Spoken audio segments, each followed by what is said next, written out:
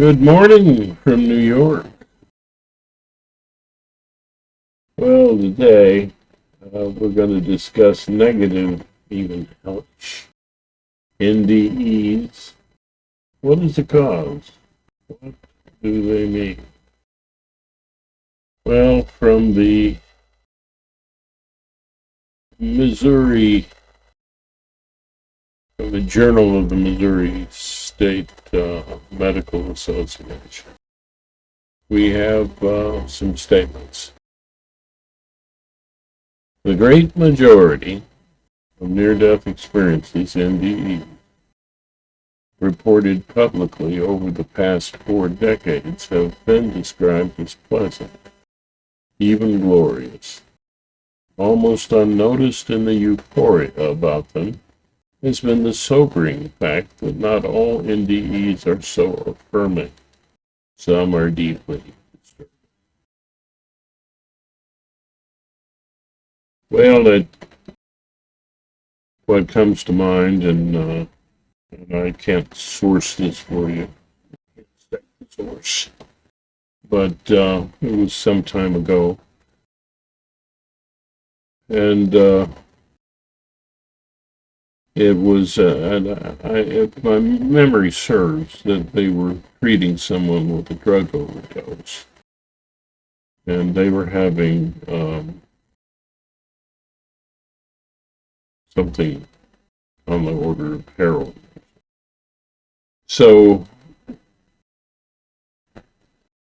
this person got close to death and was experiencing angels and all this positive kind of NDE stuff. When they gave the patient naloxone, which works against the endorphins and against the pain-killing heroin, well, it blocks the overproduction of the painkiller, which was killing the kid. Assume it was a young person. That's an assumption.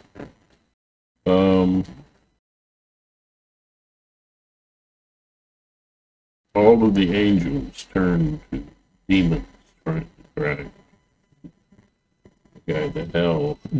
And again, I'm pretty sure it was a guy. That's when you don't have a source and then you can't cite. It made a lot of sense. So, you see, let's back it up. Trauma creates a kind of pain, which Artigiano called primal pain. And it's, what does he say about that? It's painful things happen to nearly all of us early in life. They get imprinted in all our systems, which carry the memory forward, making our lives miserable. It is the cause of depression, phobias, panic, and anxiety attacks, and a whole host of symptoms that add to the misery. We have found a way into those early emotional archives and have learned to have access to those memories, to dredge them up from the unconscious, allowing us to re-experience them in the present, integrate them, and no longer be driven by the unconscious. For the first time in the history of psychology, there is a way to access feelings hidden away in a safe way, and thus reduce human suffering. It is, in essence, the first science of psychotherapy, Dr. Arthur John. That sounds like a big claim. It may upset a lot of people. But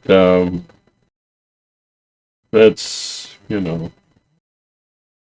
that's how did he discover this primal pain? Called it primal pain. Some years ago, I heard something that was to change the course of my professional life and the lives of my patients. What I heard may change the nature of psychotherapy as it is now known. An eerie scream welling up from the depths of a young man lying on the floor during a therapy session. Yeah. Therapy. Yeah. Nothing but roses and safety. Only the good stuff. I can liken it only to what one might hear from a person about to be murdered. This book is about the scream, about that scream, and what it means in terms of unlocking the secrets of neurosis. The young man who admitted it will be called Danny Wilson, a 22-year-old college student. He was not psychotic, nor was he what is termed hysteric. He was a poor student, withdrawn, sensitive, and quiet. During a lull in our group therapy session, he told us a story about a man named Ortiz who was currently doing an act on the London stage in which he paraded around in diapers drinking bottles of milk. Throughout his number, Ortiz is shouting, "Mommy, Daddy, Mommy, Daddy," at the top of his lungs. At the end of his act, he vomits. Plastic bags are passed out. The audience is requested to follow suit. Danny's fascination with the act impelled me to try something elementary, but which previously had escaped my notice. I asked him to call out, "Mommy, Daddy." Danny refused, saying that he couldn't see the sense in such a childish act, and frankly, neither could I. But I persisted, and finally he gave in. As he became noticeably upset. Suddenly he was writhing on the floor in agony. His breathing was rapid, spasmodic. "Mommy, Daddy," came out of his mouth almost involuntarily in loud screeches. He appeared to be in a coma or hypnotic state. The writhing gave way to small convulsions, and finally he released a piercing, death-like scream that rattled the walls of my office. The entire episode lasted only a few minutes, and neither Danny nor I had any idea what had happened. All he could say afterward was, "I made it. I don't know what, but I can feel." What happened to Danny baffled me for months. I had done standard insight therapy for 17 years, both as a psychiatric social worker and as a psychologist. I was trained in a Freudian psychiatric clinic, as well as in a not-so-Freudian Veterans Administration department. Several years I had been on the staff of the psychiatric department of the Los Angeles Children's Hospital. At no time during that period had I witnessed anything comparable. Since I had taped the group session that night, I listened to the recording frequently over the next several months in an effort to understand what had happened, but to no avail. Before long, I had a chance to learn more about it. 30-year-old man, whom I shall call Gary Hillard, was relating with great feeling how his parents had always criticized him. He had never loved him. That generally messed up his life. I urged him to call out for them. He demurred. He said, he knew that they didn't love him, so what was the point? I asked him to indulge my whim. Half-heartedly, he started calling for Mommy and Daddy. Soon I noticed he was breathing faster and deeper. His calling turned into an involuntary act that led to writhing, near convulsions, and finally to a scream. Both of us were shocked.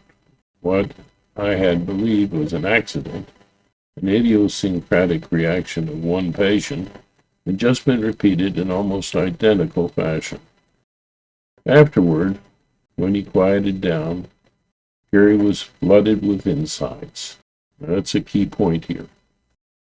Feelings first. I think I might have mentioned in one of my videos. Feelings first, and then the insights. insights that are implanted, from the outside are not healing. They're nice, and it just helps you limp along with your illness, your damaged faith in love. He told me that his whole life seemed to have suddenly fallen into place. His ordinarily unsophisticated ordinarily unsophisticated man began transforming himself in front of my eyes into what was virtually another human being. He became alert. His sensorium opened up. He seemed to understand himself. Because of the similarities of the two reactions, I began listening even more carefully to the tapes I had made of Danny's and Gary's sessions. I tried to analyze what common factors or techniques produced the reactions. Slowly, some meaning began to emerge.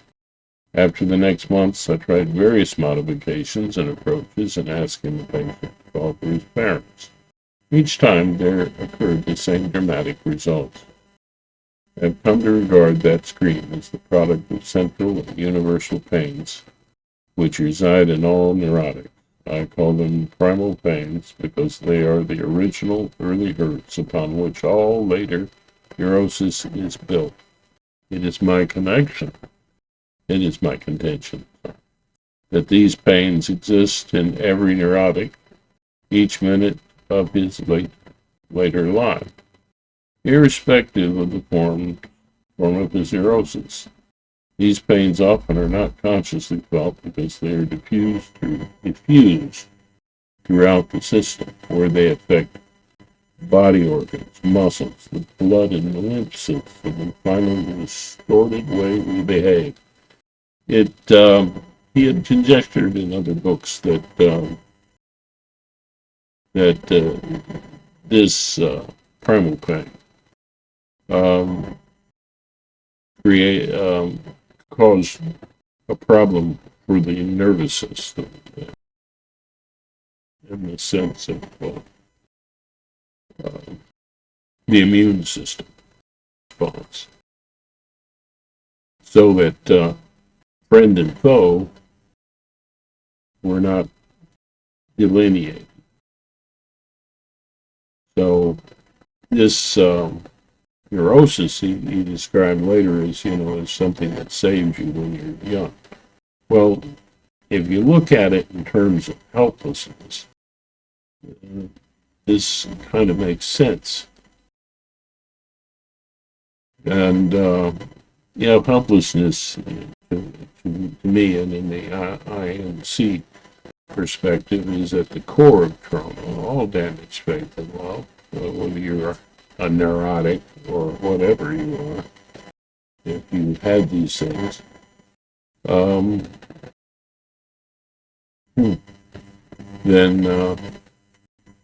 Then it causes a problem, and there's hardly anybody that comes into this universe that is born is free of any damage faith and love. Hardly. It's not a place that's friendly for us. It's Neil deGrasse Tyson talked and said, we couldn't believe in a God that was all powerful and all loving. If he's all loving, he's not all powerful. Look at what's happening. And if he's all powerful, but he's not loving.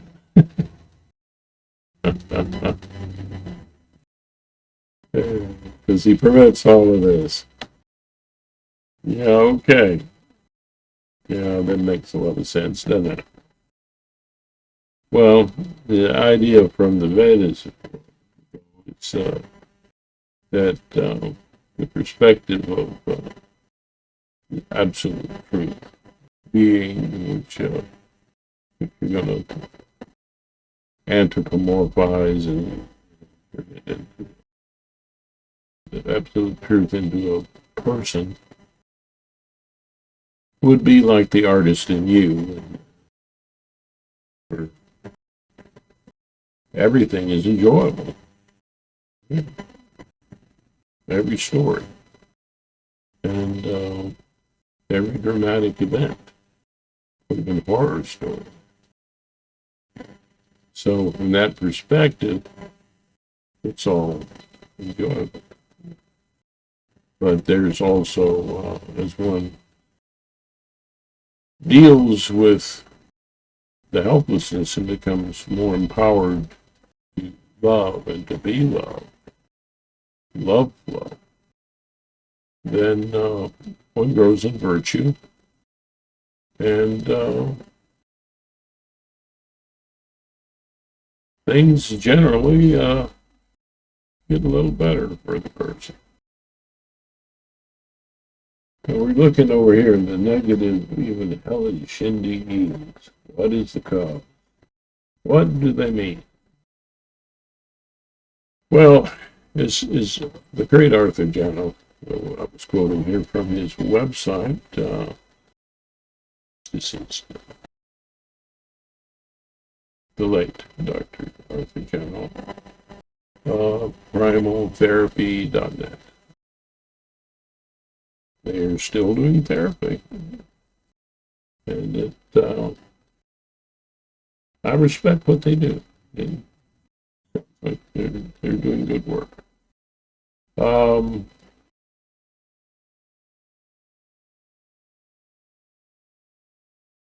Understand that, and Arthur Janow this said that the primal thing was a kind of force, kind of impact that caused a generalization and a symbolization of the original need, and that was the basis for neurosis and neurotic acting out and so on, as I've talked about before. And well, it's like you imagine an explosion. You know, there's meaning. You can trace, if you could reverse the explosion, you would find the meaning, find what the cause was. You reverse it, it all goes back to that original meaning, that original impact. And that impact was helplessness on your ability to love and be loved, have your needs met. So those needs have been changed and more in this explosion. So what is that explosion? You know, well, it's the new you, the neurotic you, as Janow would say. It's a part of you separated from your real needs and blocking your virtues and your forms of empathy, that is. And self-centered in a way. And that's something to understand carefully. Self-centered. What if you're acting out? You're still self-centered. Mm-hmm. You can be doing great works in society. You know, feeding the hungry and all of this, and still be very unreal. You know, out of touch with your own needs and feelings, just acting out the impact. And it has its positive and negative sides. It's nice that they're feeding people, but it really isn't helping them to be in the love flow. It's love flow is well, it's sustainable. Otherwise, you're just emptying yourself. You know, you're more symbolic than you are real, and you're just kind of losing yourself.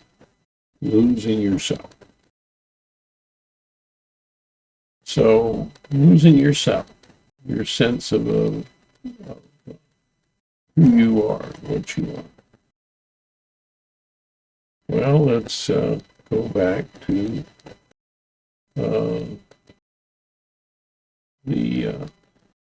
Journal of the Missouri State Medical Association's comments.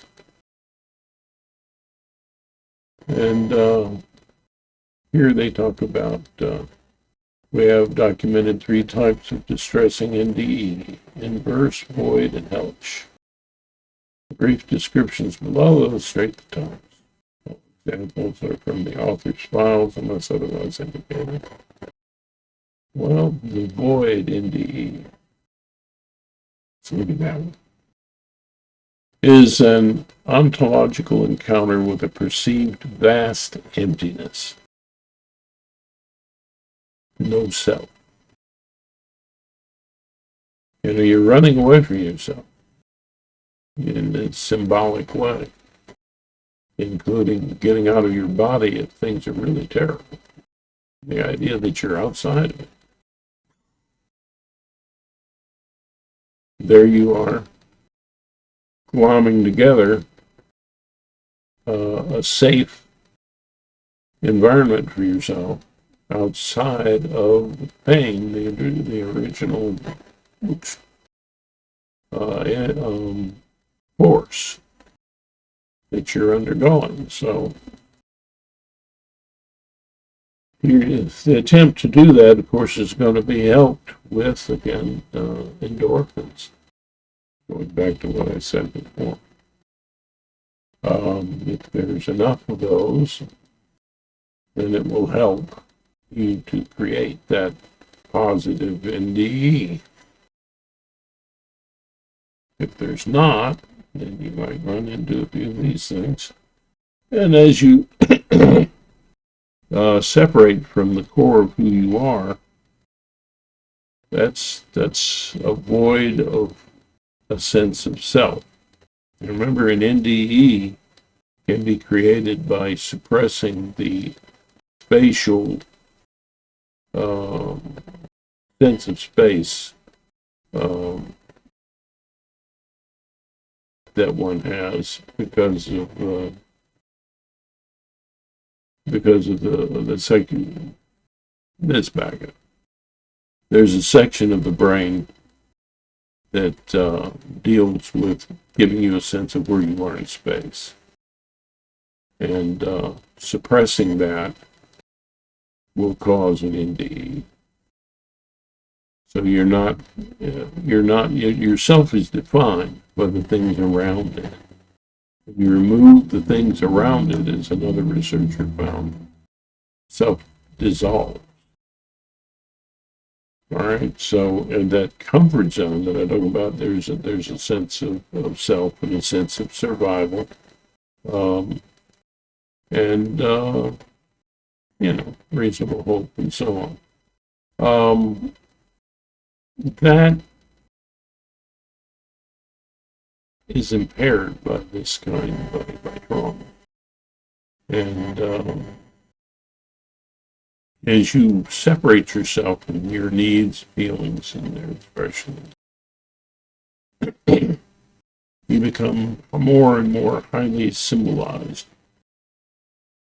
And at some point, you have a sense that there's no self at all. And let's see.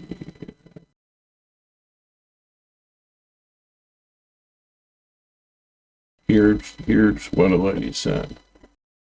The void. Another woman in childbirth felt herself floating on water, but at a certain point, it was no longer a peaceful feeling. It had become pure hell. I had become a light out in the heavens, and I was screaming, but no sound was going forth. It was worse than any nightmare. I was spinning around, and I realized that this was eternity. This was what forever was going to be. Even the universe isn't eternal. Yeah, okay. I felt the aloneness, the emptiness of space, the vastness of the universe, except for me, a mere ball of light screaming. So, all she had was a scream. She had lost herself.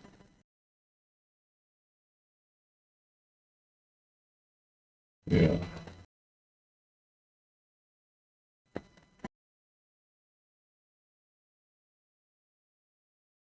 Yeah. Here's another idea. It says, a woman who attempted suicide felt herself sucked into a void. I was being drawn into this dark abyss or tunnel. Remember the tunnel thing, or void. I was not aware of my body as I know it. I was terrified. I felt terror. I had expected nothingness. I expected the big sleep. I expected oblivion. And I found now that I was going to another plane, and it frightened me. I wanted nothingness, but this force was pulling me somewhere I didn't want to go, but I never got beyond the fog.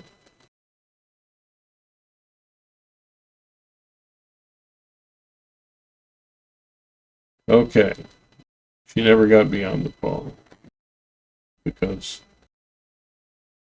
that fog was kind of protecting her from having even more anxiety. But the impact of what was happening to her was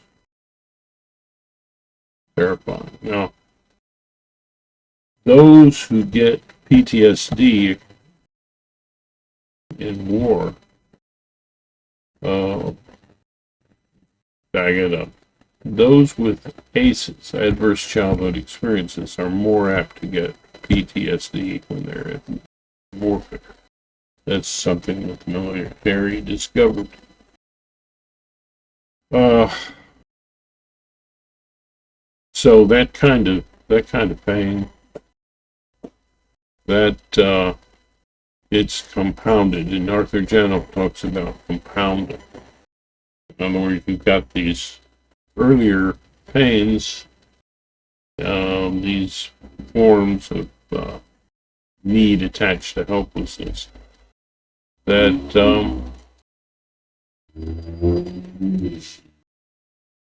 that get amplified.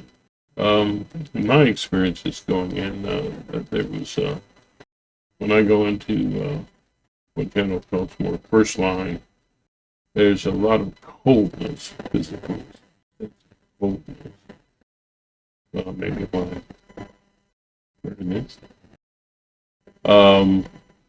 Yeah, and then later, in the period of time that I call the socialized part, or like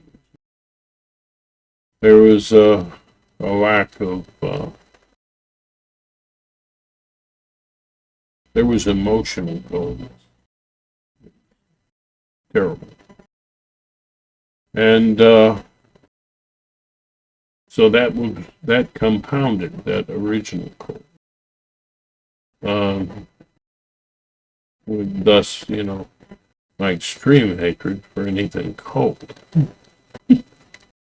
like New York.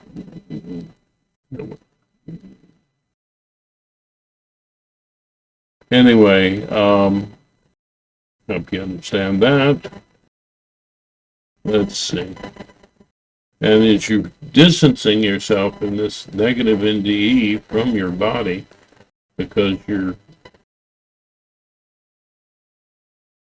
your sense of self is eroding, and your comfort zone is receiving a blast. And so some are able to hold it together. I would say that someone who had more ACEs is more apt to have a negative NDE. Also, depend on what the level of endorphins were. Interesting to know. That's a thing. It would seem to be. What the level of endorphin was. And maybe they could treat people with a little bit of endorphin, which is involved with healing. Your endorphin system is involved with healing. So I would think that in a case like that, you know, some degree of endorphin might in some cases be helpful. But how would you know what they're going through laying there and operating? If they're not apt to be conscious in responding to you. So yeah, that would be hard, but maybe one day we'll find a level of endorphin or whatever that way to measure it and get it to the right level so that people don't have such an extremely negative experience as they get close to death. Yeah. Here's another example of the void. A man was attacked by a hitchhiker. Who was attacked by a hitchhiker felt himself rise out of his body. Suddenly was surrounded by total blackness, floating in nothing but black space, with no up, no down, left or right. What seemed like his sense of where he was in space. What seemed like an eternity, you know, that's again part of how an NDE is produced. What seemed like an eternity went by. Well, you lose a sense of time. I fully lived it in this misery. I was only allowed to think and reflect. Well, that force and that whatever is impacting your whole body and your mind, your ability to think and so on. But picture the brain, the early levels, having to do with emotion, pain, are have to move to and connect to the thinking part. So that's on the thinking part's on top, or that is, you know, more primitive, I guess you would say. And that's a lot of where imprints live. So, as you can see, NDEs are very interesting. And they're not all positive. And maybe one day we'll be able to keep that from happening. But if you resolve beforehand the helplessness, well, that happens when you're actually starting to feel again. You know, when your feelings are triggered. Once that happens, then you're entering automatically into an unlearning process. You're unlearning the helplessness around that those feelings and needs, and that's where you can start to realize that they're actually losses, and you can get over it. You know. So, Janoff also describes the experience of this kind of process as being an escape, you know, release of this force and an escape from it. And in that case, then,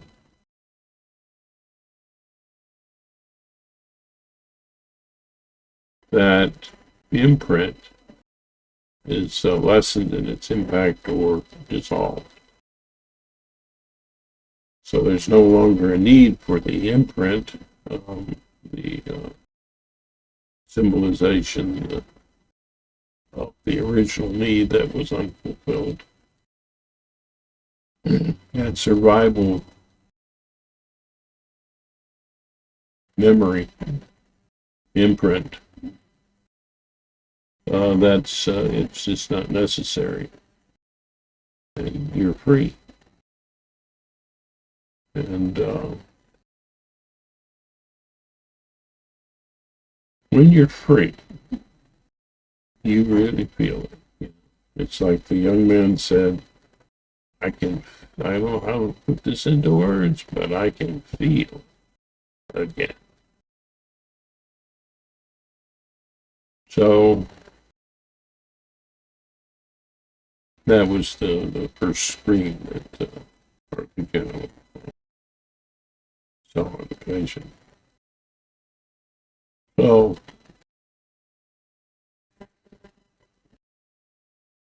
how to avoid?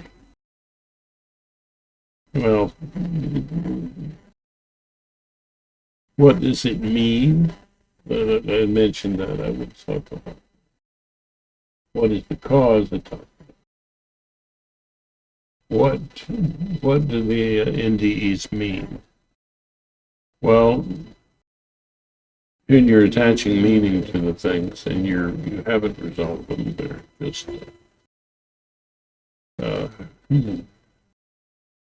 they've overwhelmed your ability to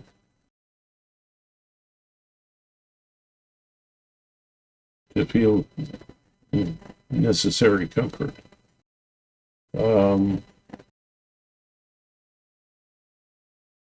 That overwhelming impact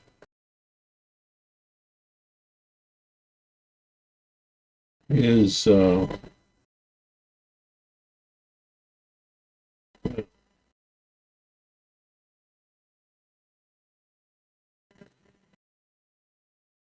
an example of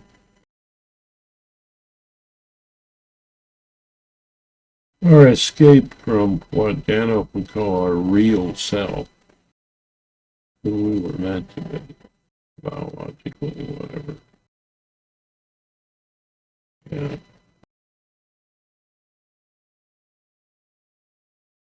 So what does it mean?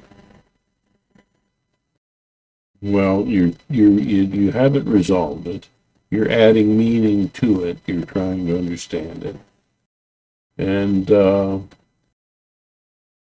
what I notice is that the persons who go through this kind of process also come out wanting to change their life to something better because of those negative experiences. That's a common thing. But it's a punishing attitude kind of approach where they felt that they were being punished for doing a bad thing. Believing in that kind of paradigm, and that kind of approach, you paste on good behavior on top of that. It's kind of like somebody in prison who says, I found Jesus, and then they start to behave better. But are they really better? The forces that cause them to behave badly in the first place are there.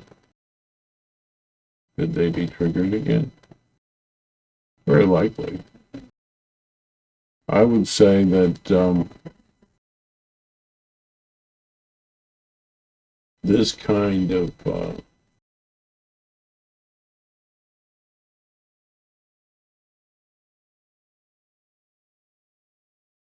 response is an attempt to place meaning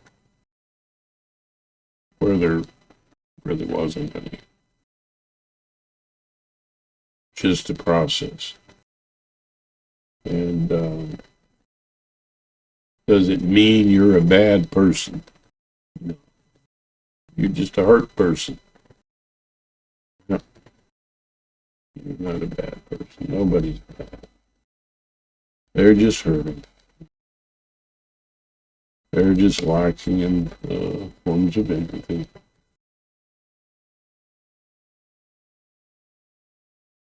Of course, the sociopath is, very much blocked from those sorts of things. That's another kind of disease, perhaps. Maybe someone would know all of this might fit with sociopathy. But the extreme amounts of one channel called primal pain might create such. But I won't go into the cause of that. They seem to lack the ability to learn anything. That's probably because of damage. Could be other causes as well. So what do NDEs mean? They mean nothing. They don't mean that you're a bad person. They don't mean that that you have to hustle to become Mother Teresa in order to have a good NDE when you die. Doesn't mean that. What it does mean is that there's a lot that you need to resolve and feel. And that you need to expand your comfort zone to include greater function of your three main forms of empathy: objective, creative, and compassionate. That's all it means.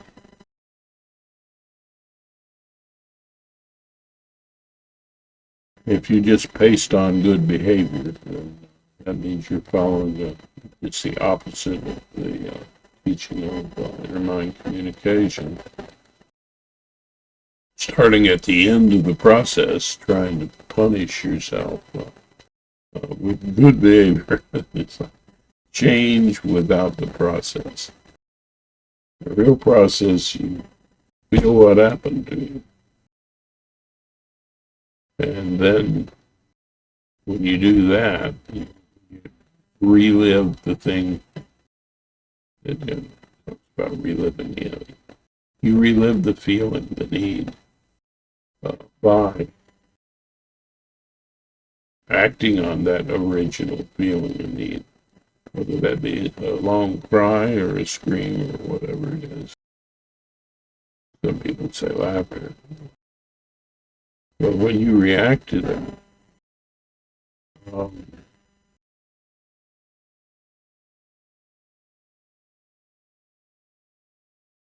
as soon as you're feeling, you're unlearning the helplessness around you. Then you realize that those things were in the past, that need was in the past and no longer has to be acted upon.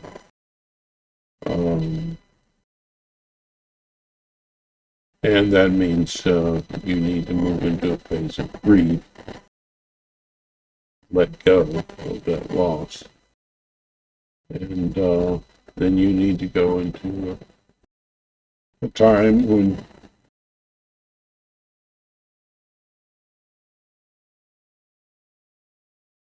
you forgive. All right.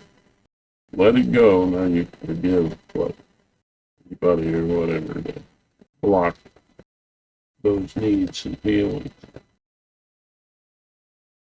And from then, you move into years of remorse. You're sorrowful over any harm that you've done because of the hurt in you. You also realize it's because of the hurt in you and because of the hurt in people all these things are happening. So when you finish with the remorse, then you have this realization that you're no longer the person who did that. Someone who has the negative NDE and tries to paste on a meaning that I need to become Mother Teresa now, they're pasting it on. That doesn't heal. That isn't complete. That isn't the IMC way. It's a punishing attitude, which is going to be poisonous again. Because if you are all into punishment, you're all into blame, into punishing other people. That's the wrong direction to go. Heal, not punish. So, yeah, what do NDEs mean? Accept that you need to heal. And even positive. There's healing needs to take place.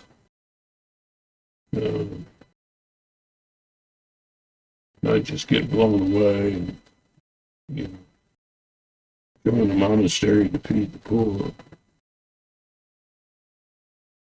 Where you actually feel and get your real self back. What you should have been given as a birthright. Get it back. You have to do what I teach and the practices I endorse. Not necessarily. There's other approaches. I call them other distributions, but they're not. Primal therapy is sort of the philosophy of IMC is definitely similar to Linux philosophy. Well expressed by the young man who does the switch to Linux channel. Also, by DT, DistroTube young man, his description of Linux philosophy. Very important points. Well, at the end of, I'd like to say, go to this bit here. If you want to subscribe and help an old man out, do that. Comment, share the videos, like them. And it would be helpful if you did. But I do the math. As long as I can pay them. And I have a perfect life, I don't. But the challenges, especially as you get older, you realize you're coming to the end. So what do? Pass on what you know to the younger generations. You prepare yourself for your final experience. Anyway, I like to say namaste at the end of every video I make because it's such a deep and beautiful kind of concept. With the love flow in me.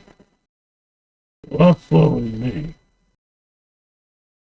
That part of me that feels one with the universe. So I'd like to see everyone in a healthy comfort zone. And is connected to all that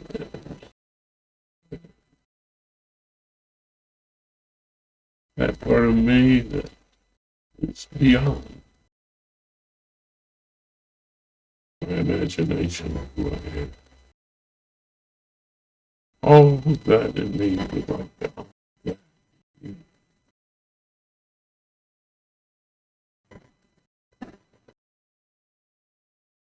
In Buddhism, it's honoring the Buddha nature. Uh, However you wish to see or describe, say, it is sums up intermind communication.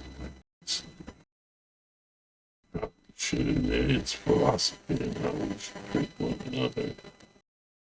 So I say to you, stay.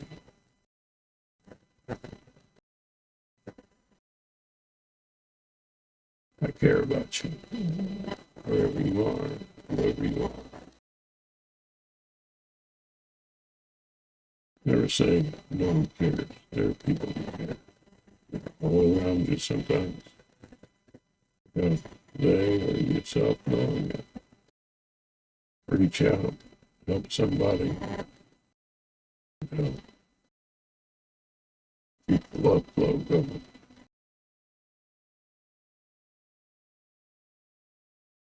Yeah, namaste. And have a good day, you all. A good evening.